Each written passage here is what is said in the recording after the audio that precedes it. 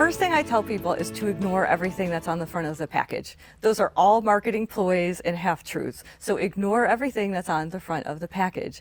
Turn the package over, look at the nutrition facts panel, and look at the ingredient list. I often personally start with the ingredient list because if I see a very long ingredient list, I see a lot of things that I can't pronounce. I don't know what they are. I couldn't even begin to guess what their function in that product is. Then I'm going to be pretty skeptical.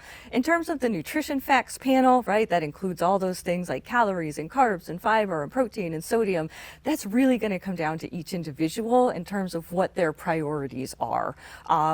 Again, it's going to be much easier to find simple products that are unprocessed by sticking to a lot of those foods that we already talked about. But if you're buying something with a higher level of processing, those are the things I'd look for. Simple ingredient list and kind of your key targets on that nutrition facts panel.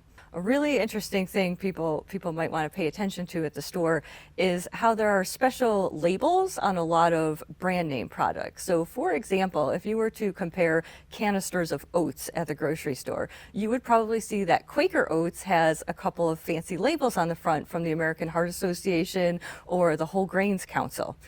Quaker Oats has paid those organizations to have those labels on the front of their packages to look like, again, it's a better product. And this is also partly why they pass that cost on to you and you're paying almost double the price to buy the Quaker Oats versus the Kroger Oats that is not going to have those kinds of logos on there. So yes, for the most part, many generic store brands will be just the same nutritionally. This program is part of KET's multi-platform initiative on aging called Next Chapter that focuses on the rewards and challenges of growing older.